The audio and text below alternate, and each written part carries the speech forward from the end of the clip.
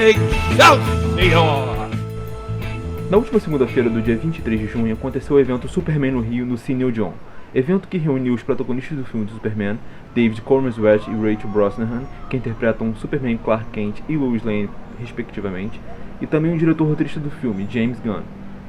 Neste evento, além do bate-papo, das perguntas e dos autógrafos, alguns fãs sortudos persistentes tiveram permissão para assistir os primeiros 30 minutos do filme.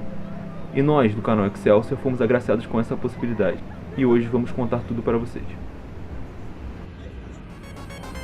Aviso, este vídeo contém spoilers, assista por sua conta e risco.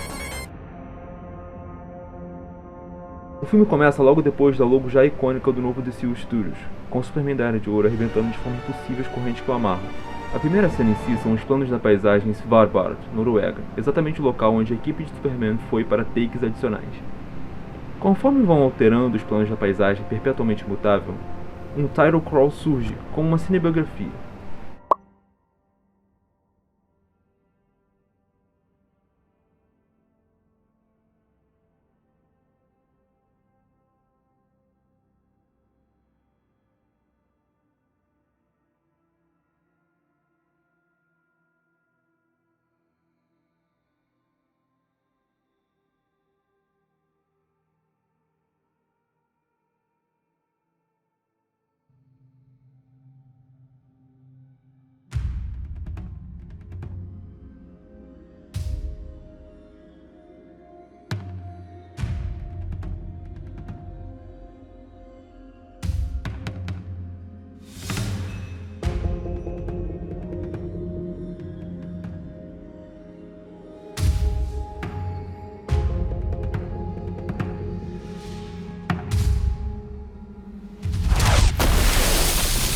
Então Superman cai dos céus na neve e a cena se desenvolve quase exatamente como o sneak peek, com exceção de um Jor-El e uma Lara-El em holograma repetindo uma mensagem corrompida em kryptonês.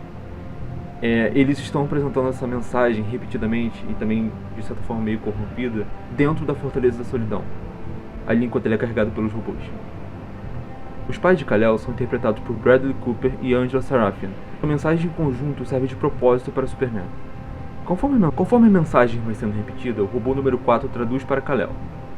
Da mesma forma que acontece no sneak peek, ele urra de dor. Ele cai da maca, levanta, já pronto para voltar para ação, quando repara que a fortaleza está toda desarmada, toda destruída. Culpa de Krypto, que logo aparece para jogar um charminho canil para Clark, que de certa forma cede. Pronto, sem Krypto, ele volta para Metrópolis voando, até que a câmera foca no S e aparece o title card, Superman. Antes de voltarmos para ação, a engenheira, que já tinha aparecido na cena anterior, na verdade, que ela está seguindo o Super-Homem, ela chega o mais perto possível da fortaleza e ela vê a fortaleza se encolhendo para o chão.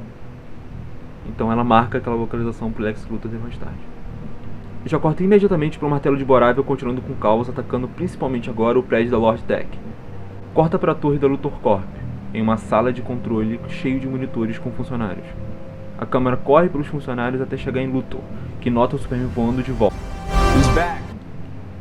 Assim, a gente descobre aos poucos que Luthor está de fato controlando o martelo de Borável através de comandos coordenados pelos seus funcionários. Então é algo como 16A, e aí o martelo faz o movimento 16A. 7C, e aí ele faz o movimento 7C. Desse jeito, ele dá uma surra no Super-Homem diretamente, arremessando o Homem de Aço ao chão.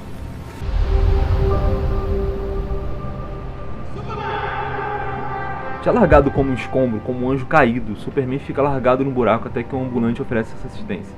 Já nesse momento, o público está dividido quanto às ações de Superman. Será que ele deveria ou não ter impedido a guerra entre Borável e Yom Kippur? Finalmente, Luthor comanda a retirada do martelo de Borável, que voa até um acampamento às margens de Metrópolis. Lá existe um portal que leva ele para a dimensão que aparece em todas as estrelas, aquela meio cúbica.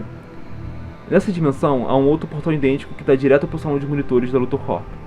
Ele vai tirando a armadura e revela que por baixo é na verdade Ultraman. Nisso corta, até que o Clark está andando pela calçada do planeta diário. Lá dentro ele encontra o Steve Lombardi, que tem aquela cena que ele faz aquela graça com ele, chama ele de perdedor e tal. O telefone dele toca e quem está no outro lado são os pais dele. São a Martha e o Jonathan Kent. É uma cena super bonitinha mesmo.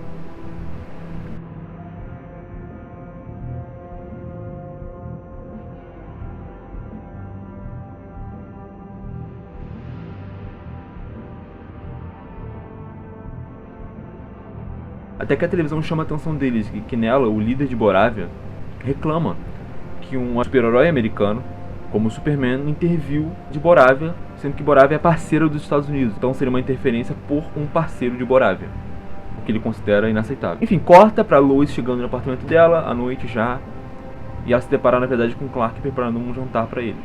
Eles se beijam, tem aquele beijo que aparece no trailer e tal, e ela começa a conversar, ela começa a questionar que ele tem que parar com isso, porque as pessoas vão começar a fazer perguntas, vão começar a questionar como que ele consegue essas entrevistas, e em algum momento o segredo dele vai ser exposto. E aí depois ele acaba sugerindo que, se é assim, então me entrevista você então.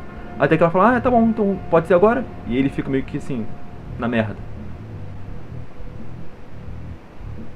E aí tem uma longa cena da entrevista que é excelente, a melhor parte dos 30 minutos, em que ela não alivia pra ele. Ela começa vários questionamentos que vai deixando ele cada vez mais desconfortável, mais frustrado, até o momento que ele realmente dá uma explodida e é quando acaba, finalmente. Tem até uma parte, porque ela vai fazendo uma sequência de perguntas e tal, tem um momento em que ela pergunta, você realmente não é desse planeta, certo? Você é de um planeta chamado Krypton.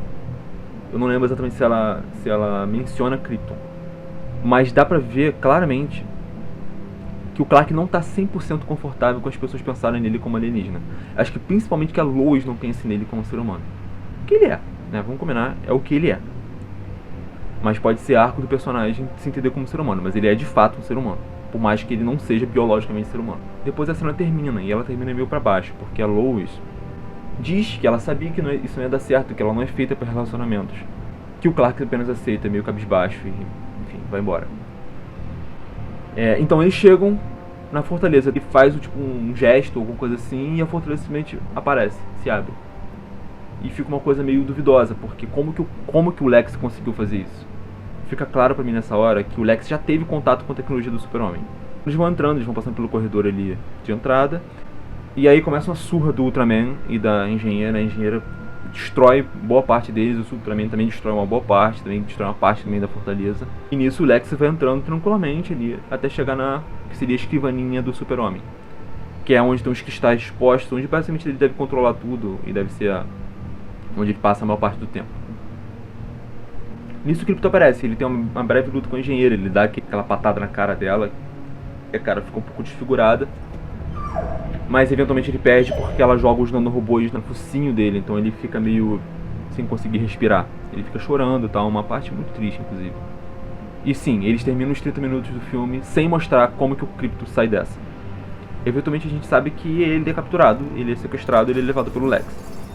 Where's the dog? I have no clue what you're talking about. Depois disso, depois que a luta acaba, depois que o Krypto é incapacitado e depois que supostamente todos os robôs são destruídos, o Lex se aproxima à mesa e tem um discurso, que é aquele discurso que ele fala, ele não é um homem, ele é uma coisa. Enquanto ele vai dando esse discurso, aparece um novo trailer. Tem inclusive uma parte que eu achei super engraçada, super curiosa e tal, que depois do Senhor Incrível falava, Brought that dog, man! O Super-Homem vira e fala, eu tive que trazer sim, porque ou então ele ficar caçando as vacas dos meus pais. É hilário, bem hilário.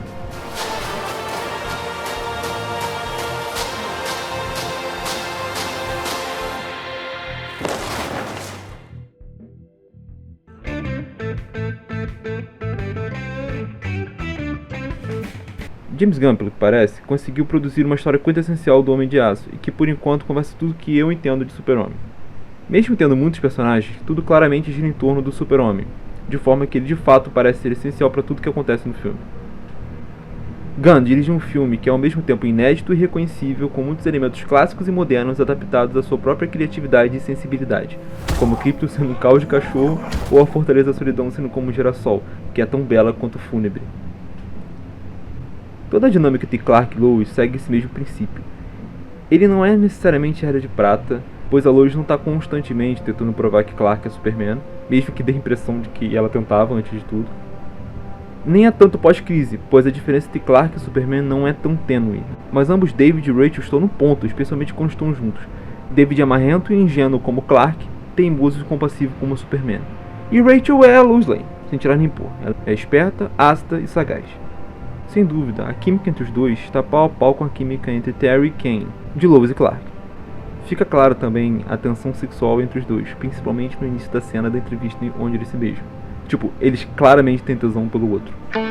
Fim dos filmes de super-heróis sem sexualidade. Clark parece realmente amar Lois, no sentido que ele faz muita questão de impressionar ela. James entrega uma cena coesa e eficiente, com seus beats definindo ambos os personagens rapidamente. Conseguimos ver Clark e Lois como pessoas multifacetadas, diferentes e com perspectivas divergentes. A Lois de Rachel desafia Clark e David em todos os sentidos. E ainda é uma cena tensa, porém engraçada. David entrega um Clark bem único. É claramente inspirado em grandes astros, mas não se limita a isso, trazendo para o papel características únicas próprias do nosso tempo. Seu Clark fica visivelmente irritado, constrangido, divertido, irado, excitado, desgostoso, satisfeito. Seu Superman é sério, envolvente, mas também relaxado e confiante. Ele sente, mas não exagera. E pelo que parece, ele será finalmente o homem da ação, não o homem das palavras ou o homem da contemplação letárgica. Esse super-homem tem sempre alguma coisa para fazer. Nós não vimos tanto do Lex quanto vimos de Lois e Clark, mas pelo que deu pra ver, ele é um verdadeiro filho da mãe. Minha namorada chegou a dizer que de todos ele é o mais vil e mesquinho. E de fato, entre de Shea, ou de Hackman, ou de Eisenberg, seu Lex é realmente o mais desgraçado. O que posso dizer finalmente, faltando uma semana para estrear, nutrindo enorme expectativa, é que pra mim David Corenswet já surge como o super-homem definitivo das telonas. É só como eu me sinto. Se o filme como um todo seguir as mesmas batidas e o mesmo tom até o final, sem deixar a peteca cair, teremos em mãos uma excelente adaptação de quadrinhos que pode redefinir como o gênero será adaptado daqui pra frente, e dar gordura para que o novo DCU prospere como deve prosperar. Esse é só o início do DCU, e meus amigos, que início!